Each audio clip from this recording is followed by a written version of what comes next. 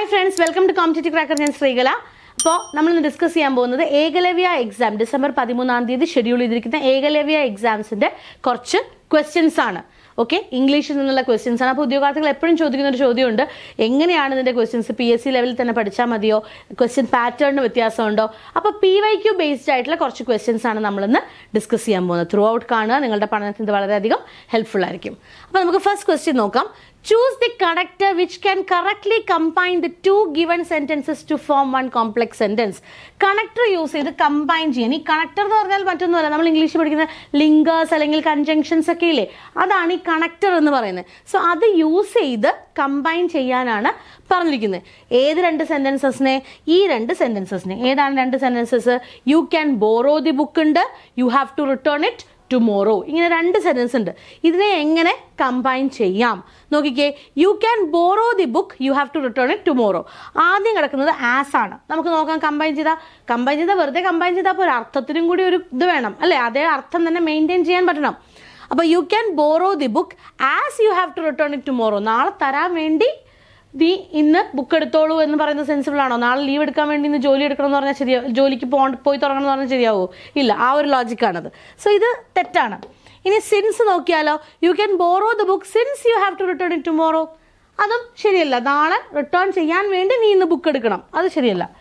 അൺലെസ്സോ, you can borrow the book unless you have to return it tomorrow. അതും sync ആവുന്നില്ല. പക്ഷേ ഈ രണ്ടാമത്തെ ഓപ്ഷൻ നോക്കിക്കേ, പ്രൊവൈഡഡ്. അതായത് you can borrow the book provided you have to return it tomorrow എന്ന് വെച്ചാൽ എന്താ? നിനക്ക് ബുക്ക് ബോറോ ചെയ്യാം. പ്രൊവൈഡഡ് എന്ന് പറഞ്ഞാൽ എന്താ? ഒരു കണ്ടീഷനാണ്. നീ ഇത് നാളെ തിരിച്ചു തരണം. മനസ്സിലായോ? So you can borrow the book provided you have to return it tomorrow. നാളെ തരാൻ വേണ്ടി നിനക്ക് ഇന്ന് ബുക്ക് ബോറോ ചെയ്യാം. So answer is option 2. Clear ആണോ? Answer is option 2. അപ്പോൾ അടുത്ത ക്വസ്റ്റ്യനിലേക്ക് പോവാം. Choose the option in which the voice in the given sentence has been correctly changed. Voice change എന്ന് പറഞ്ഞാൽ എന്താ? വേറെ ഒന്നുമല്ല, നമ്മുടെ ആക്റ്റീവ് ടു പാസീവ് അല്ലെങ്കിൽ പാസീവ് ടു ആക്റ്റീവ്. ഇവിടെ ഏത് സെന്റൻസിനെയാണ് നമുക്ക് വോയിസ് ചേഞ്ച് ചെയ്യേണ്ടത്? നിങ്ങൾ നോക്കിയേ. My father shall write me a letter. My father shall write me a letter. ഈ തന്നിരിക്കുന്ന സെന്റൻസ് ഒരു ആക്റ്റീവ് സെന്റൻസ് ആണ്, ആക്റ്റീവ് വോയിസിലുള്ള സെന്റൻസ് ആണ്. ഇതിനെ നിങ്ങൾക്ക് എന്തിലോട്ട് മാറ്റാൻ പറ്റണം? പാസീവ് വോയിസിലോട്ട് മാറ്റാൻ പറ്റണം. അപ്പോൾ ഇതിനകത്ത് നമ്മൾ ഒരുപാട് കാര്യങ്ങളൊന്നും അറിയില്ലെങ്കിലും നമ്മൾ ഇത്ര ആലോചിക്കുക. ഒരു പാസീവ് സെന്റൻസിലേക്ക് മാറ്റണം എന്ന് പറഞ്ഞാൽ ആദ്യത്തെ റൂള്, എന്താണോ ആക്റ്റീവിലെ ഒബ്ജക്റ്റ്, എന്താണോ ആക്റ്റീവ് സെന്റൻസിലെ ഒബ്ജക്റ്റ്, അതിവിടെ സബ്ജക്റ്റ് ആവണം. സോ ഇവിടെ എ ലെറ്റർ ആണ് നമ്മുടെ ആക്റ്റീവ് സെന്റൻസിലെ ഒബ്ജക്റ്റ് എങ്കിൽ അതിവിടെ സബ്ജക്റ്റ് ആവണം. സോ അങ്ങനെ വരാത്ത രണ്ടെണ്ണം ഉണ്ട്. അതിന് രണ്ടിനെ ഞാനങ്ങ് വെട്ടി. അപ്പോൾ ആ രണ്ട് ഓപ്ഷൻ അങ്ങ് പോയി അല്ലേ? അതങ്ങോട്ട് കഴിഞ്ഞു. ഇനി കിടക്കുന്നത് ഓപ്ഷൻ 1ഉം 2ഉം ആണ്. അടുത്ത റൂൾ എന്ന് പറയുന്നത് ആക്റ്റീവിലോട്ട് കൺവേർട്ട് ചെയ്യുമ്പോൾ, ആക്റ്റീവിൽ നിന്ന് പാസീവിലോട്ട് കൺവേർട്ട് ചെയ്യുമ്പോൾ മോഡൽ ഓക്സിലറീസ് നിങ്ങൾക്ക് ഉണ്ട് എങ്കിൽ, എന്താണ് മോഡൽ ഓക്സിലറീസ് എന്ന് പറഞ്ഞാൽ? Will, would, can, could, shall, should, may, might, must, need, dare, ഇങ്ങനെയുള്ള സാധനങ്ങളില്ലേ, ഇതൊക്കെയാണ് മോഡൽ ഓക്സിലറീസ് എന്ന് പറയുന്നത്. മോഡൽ ഓക്സിലറീസ് ഉണ്ട് എങ്കിൽ അതും അതിനോടൊപ്പം BE എന്ന് പറയുന്ന ആളെയും കൂടി നമ്മൾ യൂസ് ചെയ്യണം. മനസ്സിലായോ? സോ ഇവിടെ നോക്കിക്കേ. A letter will be written to me by my father. അടുത്തത് a letter shall be written me by my father. ഇവിടെ രണ്ടെണ്ണം ഉണ്ട്. ശരിക്കും കൺഫ്യൂസിങ് ആണ്. നമ്മൾ ഒറ്റയടിക്ക് കയറി ഇവിടെ കുത്തും. ഷാൽ ബി റിട്ടൺ എന്നുള്ളത് നമ്മൾ കയറി കുത്തും. പക്ഷേ ഇവിടെ ചെറിയൊരു പ്രശ്നം എന്ന് വെച്ചാൽ ഇതിൻ്റെ ഓപ്ഷനിൽ റിട്ടൺ മീ ഉണ്ട്. റിട്ടൺ ടു മീ വരണ്ടേ? അല്ലെങ്കിൽ ആ സെൻസ് ശരിയാവോ? ഇല്ല. അതുകൊണ്ട് ഇതും നമുക്ക് തെറ്റായിട്ട് എടുക്കാം. Answer is option 1. A letter will be written to me by my father. അപ്പോൾ ഷാല് വില്ലാവോ എന്ന് ചോദിച്ചാൽ ചില സാഹചര്യങ്ങൾ ആവാറുണ്ട്. ഇപ്പോൾ നമ്മൾ തന്നിരിക്കുന്ന ഓപ്ഷനിൽ നമുക്കത് ചെയ്യാവുന്നതാണ്. ഓക്കെ, അപ്പം my father shall write to me a letter will be written to me by my father. Answer is option 1. കേട്ടോ? അടുത്ത ക്വസ്റ്റ്യനിലേക്ക് പോവാം. ചെറിയൊരു തെറ്റാണ് അല്ലേ? Identify the tense in the following sentence. ഇവിടെ ടെൻസിനെ ഐഡന്റിഫൈ ചെയ്യാനാണ് പറഞ്ഞിരിക്കുന്നത്. ടെൻസിനെ ഐഡന്റിഫൈ ചെയ്യുക. ഏത് സെന്റൻസിൽ? Latha will be going to Delhi tomorrow. Latha will be going to Delhi tomorrow. ഇതിന് എന്ത് കണ്ടുപിടിക്കണം എന്ന് പറഞ്ഞേ? ടെൻസ് കണ്ടുപിടിക്കണം എന്നാണ് പറഞ്ഞത്. അതും നമുക്ക് നോക്കി നോക്കാം. നോക്കിക്കേ. എവിടെ ING വന്നാലും അവിടെ എന്തുണ്ടാവണം? കണ്ടിന്യൂസ് ഉണ്ടാവണം. അത് ഉറപ്പാണല്ലോ അല്ലേ? ING വരുവാണെന്നുണ്ടെങ്കിൽ അവിടെ കണ്ടിന്യൂസ് ഉണ്ടാവണം അല്ലേ? അപ്പം നമുക്ക് ഉറപ്പായിട്ടും ഇതിലേതോ ഒരെണ്ണമാണെന്ന് നമുക്ക് ഉറപ്പിക്കാം അല്ലേ? ഫ്യൂച്ചർ കണ്ടിന്യൂസ് ഉണ്ട്, പ്രസന്റ് കണ്ടിന്യൂസ് ഉണ്ട്. ഇനി വില്ല് വരുമ്പോൾ അവിടെ എന്തേ വരത്തുള്ളൂ? പ്രസന്റ് കണ്ടിന്യൂസ് വരില്ല, ഫ്യൂച്ചർ കണ്ടിന്യൂസേ വരത്തുള്ളൂ. ഇപ്പൊ എപ്പോൾ കണ്ടിന്യൂസ് വന്നാലും എപ്പോഴും ഓർക്കുക ING അവിടെ ഉണ്ടാവും. അത് പെർഫെക്റ്റ് കണ്ടിന്യൂസ് ആയിക്കോട്ടെ, അല്ല നോർമൽ കണ്ടിന്യൂസ് ആയിക്കോട്ടെ, അവിടെ ING form of the verb ഉണ്ടാവും. അപ്പോൾ ഇവിടെ വിൽ വന്നതുകൊണ്ട് തന്നെ നമുക്ക് വീണ്ടും ഐഡന്റിഫൈ ചെയ്യാം അത് ഫ്യൂച്ചർ ആണ്. ഒന്നും അറിഞ്ഞില്ലെങ്കിലും നമുക്ക് ഇങ്ങനെയുള്ള ചെറിയ ചെറിയ പൊടിക്കൈകളൊക്കെ വെച്ച് ഉത്തരം എഴുതാൻ പറ്റും. അതാണ് ഇതിൻ്റെ ഒരു ഗുണം കേട്ടോ. So answer is option 3, future continuous. Choose the sequence in which the following words can be rearranged to form sentences. ഇതിൽ ഏത് ഓർഡറിൽ നമുക്കിതിനെ റീഅറേഞ്ച് ചെയ്യാം ഒരു സെൻറ്റൻസ് വരുന്നതിന്, അല്ലേ? സെൻറ്റൻസ് ഫോം ചെയ്യുന്നതിന്. അപ്പോൾ ഇതിങ്ങനെ നോക്കിയാൽ നമുക്കൊന്നും കിട്ടൂല, അത് സത്യമാണ് അല്ലേ? ഇങ്ങനെ നോക്കിയാൽ നമുക്കൊന്നും കിട്ടൂല. അപ്പോൾ എന്തിനാണെന്നറിയോ, ഇങ്ങനെയുള്ള കാര്യങ്ങൾക്ക് നമുക്ക് ഓപ്ഷനിൽ നിന്ന് തുടങ്ങാം. CEB, since you say so I believe it. അതവിടെ നിൽക്കട്ടെ, നമുക്ക് നോക്കാം. ഇനി 2 നോക്കിക്കേ, BCADE. ബി എന്ന് പറഞ്ഞാൽ എന്താ വരിക? Say so since. ബന്ധമുണ്ടോ? ഒരു ബന്ധവുമില്ല. അത് ധൈര്യമായിട്ട് നമുക്ക് അവിടെ വെട്ടാം. ഇനി ഇവിടെ നോക്കിക്കേ, DCABE. ഡി എന്ന് പറയുമ്പോൾ എന്താണ്? Believe it since I. അതും ഒരു സുഖമില്ല, അതും നമുക്ക് വെട്ടാം. ശരിയല്ലേ? ഇവിടെ ഒരെണ്ണം കൂടി നമുക്ക് നോക്കാണ്ട് ACBED. ACBED. AC എന്ന് പറയുമ്പോൾ I since say so you believe it. അതും ഒരു സുഖമില്ല. അപ്പോൾ ഇത് നമുക്ക് വെട്ടാം. Answer is option A, CEBAD. C എന്ന് പറയുമ്പോൾ എന്താ? Since you say so I believe it.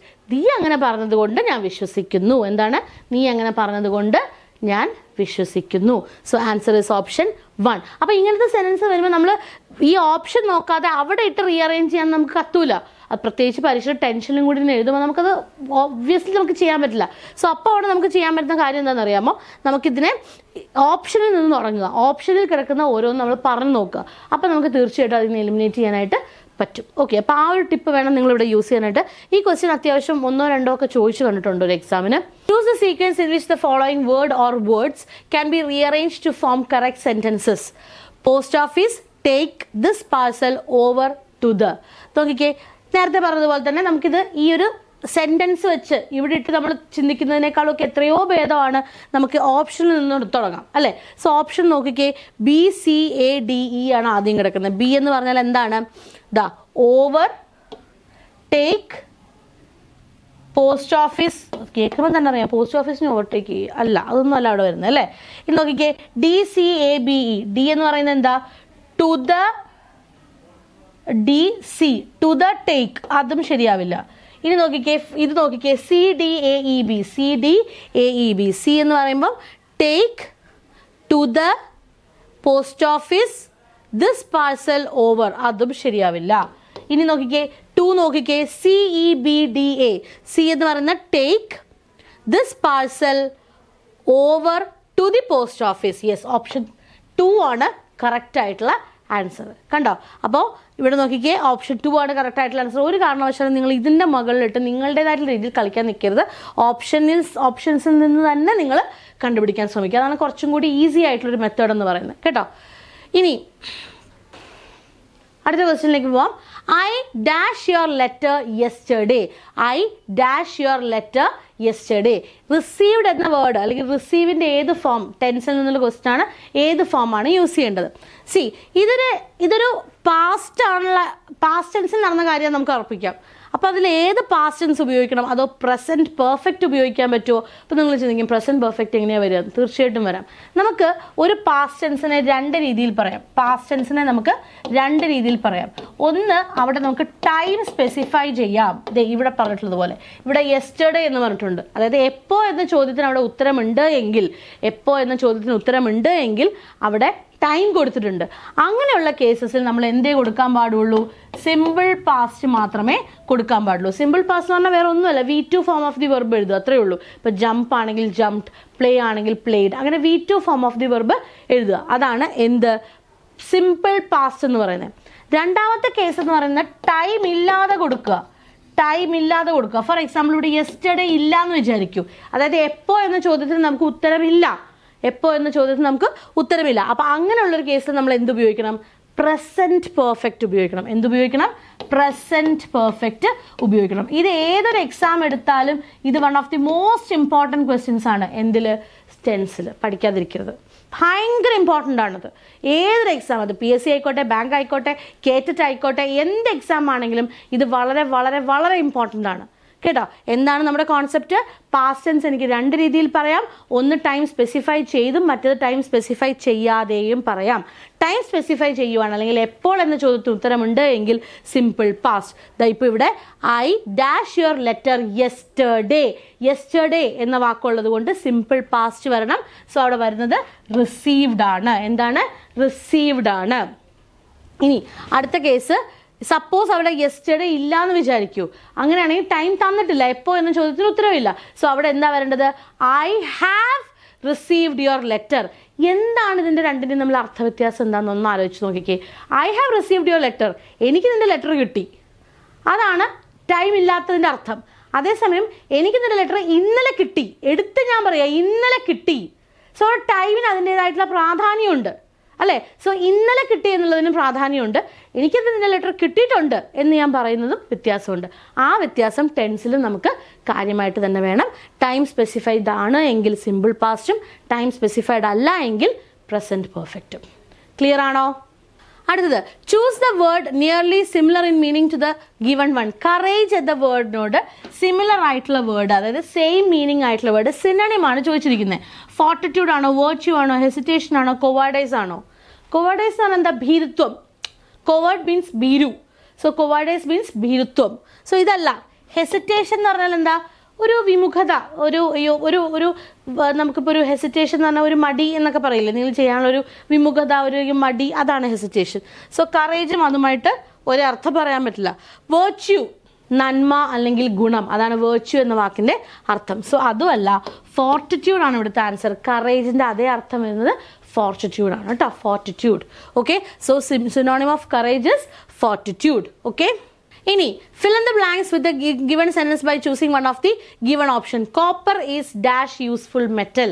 Articles എന്ന് പറയുന്ന ചാപ്റ്ററിലാണ് യൂസ്ഫുൾ മെറ്റൽ. അപ്പോൾ യൂസ്ഫുൾ എന്ന വാക്കിന് മുമ്പായിട്ടാണ് നമ്മൾ ആർട്ടിക്കിളിനെ പ്ലേസ് ചെയ്യുന്നത്. അപ്പോൾ നോക്കിക്കേ, പൊതുവേ നമ്മൾ പറയാറുണ്ട് വവ്വൽസിൻ്റെ കൂടെ എന്താണ്? വവ്വൽസിൻ്റെ കൂടെ നമുക്ക് ആൻ ഉപയോഗിക്കണം എന്ന് പറയാറുണ്ട്. അപ്പോൾ വവ്വൽസ് എന്ന് പറഞ്ഞാൽ എന്താണ്? AEIOU ആണ്. അപ്പോൾ നമ്മൾ പെട്ടെന്ന് കയറി ആൻ എഴുതും. പക്ഷെ അവിടെ ഒരു പ്രശ്നമുണ്ട്. ഈ വവ്വൽസിൻ്റെ സ്റ്റാൻഡേർഡ് പ്രൊനൗൺസിയേഷൻ നോക്കണം. ഫോർ എക്സാമ്പിൾ, യു എന്ന് പറയുന്ന വാക്കിന് നമ്മൾ കുഞ്ഞുനാളിലെ പഠിച്ച എന്താ? അംബ്രലയാണ് അല്ലേ? അംബ്രല. അതേസമയം ഇവിടെ ഉപയോഗിച്ചിരിക്കുന്ന യൂസ്ഫുൾ ആണ്.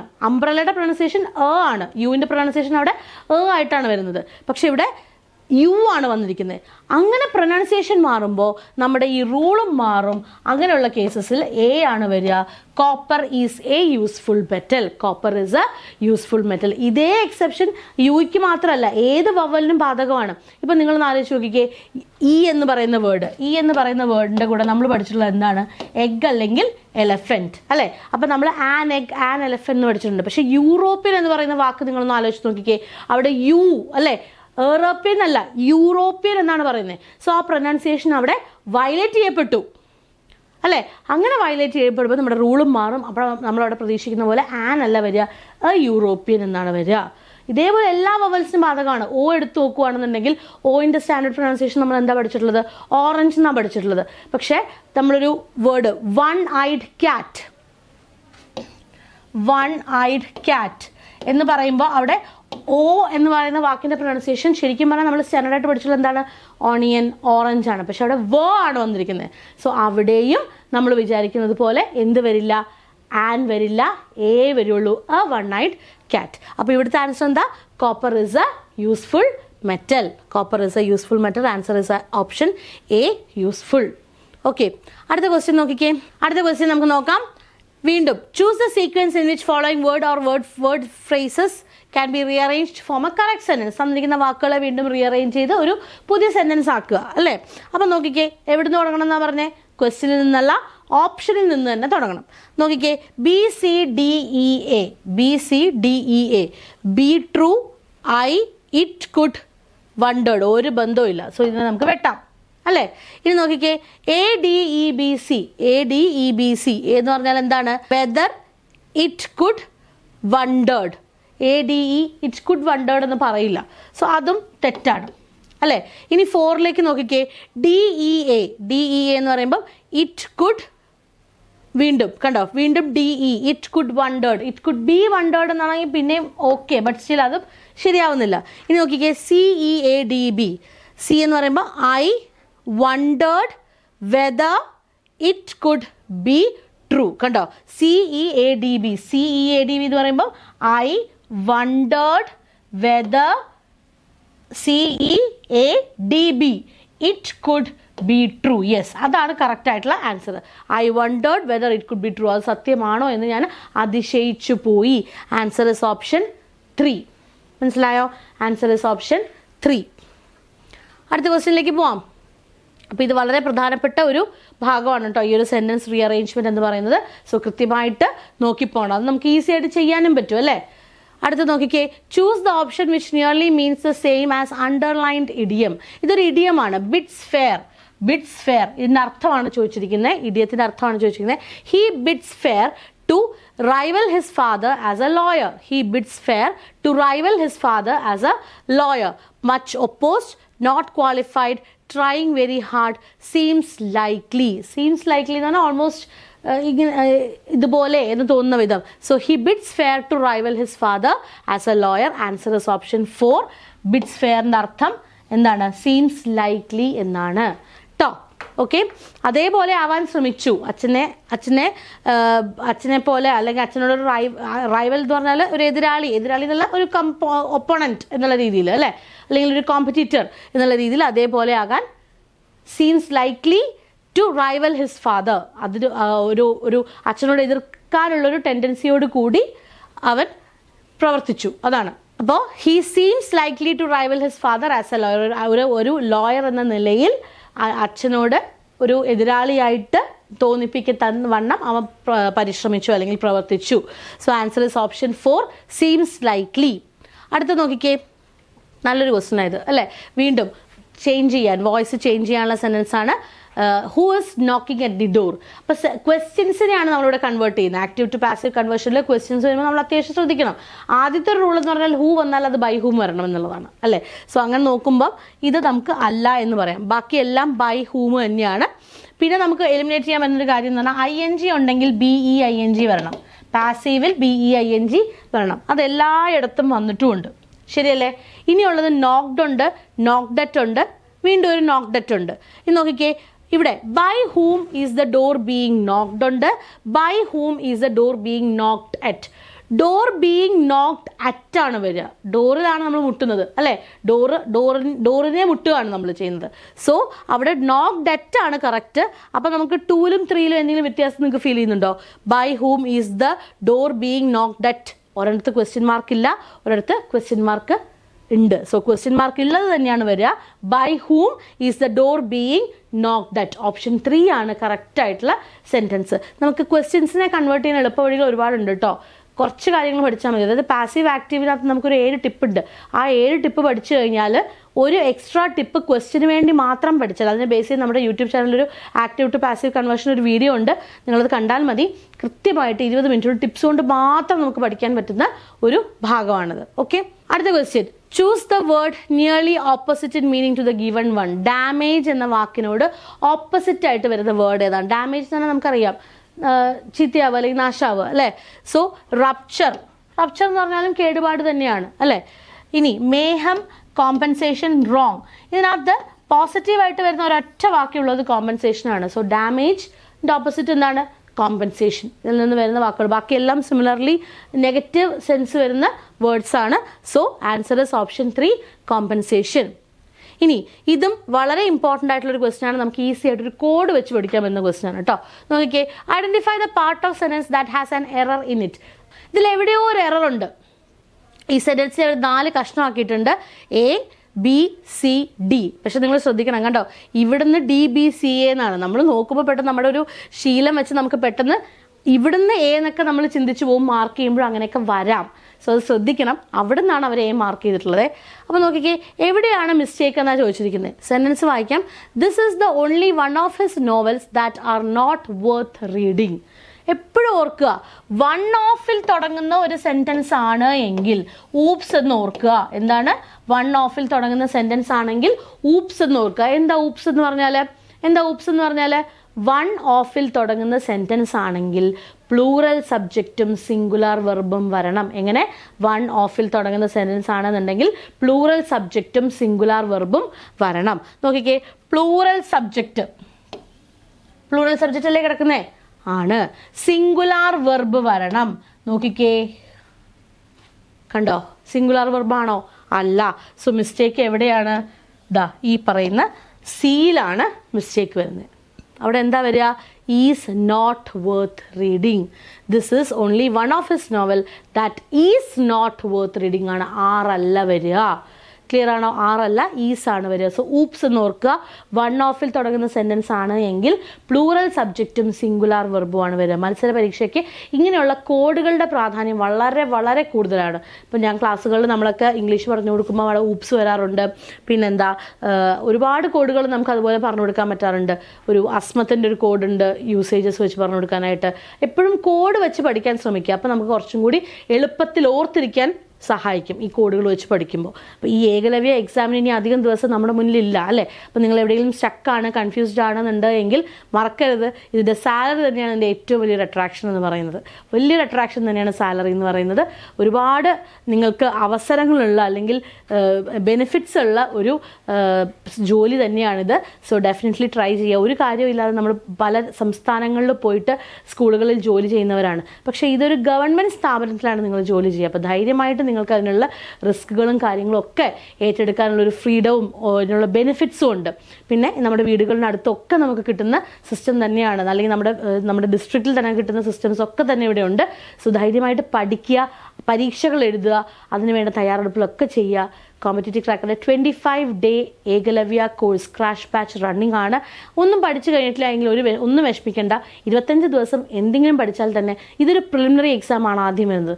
തീർച്ചയായിട്ടും നിങ്ങൾക്ക് അതിന് ക്വാളിഫൈ ചെയ്യാനായിട്ട് ഉറപ്പായിട്ടും പറ്റും. പ്രിലിമിനറി ക്വാളിഫൈ ചെയ്തിട്ടാണല്ലോ നെക്സ്റ്റ് ടയറിലേക്ക് നമ്മൾ നോക്കുന്നത്. സോ പ്രിലിമിനറി ക്വാളിഫൈ ചെയ്യാൻ ഈ ഒരു 25 ദിവസം അധികമാണ്, ധാരാളമാണ്. സോ നന്നായിട്ട് പഠിക്കുക. കൂടുതൽ വിവരങ്ങൾ അറിയാനായിട്ട് നമ്മുടെ ബോർഡ് നമ്പർ 8589083568 കോൺടാക്ട് ചെയ്യുക. വീണ്ടും നമുക്ക് കാണാം മറ്റൊരു വീഡിയോയിൽ. Thank you.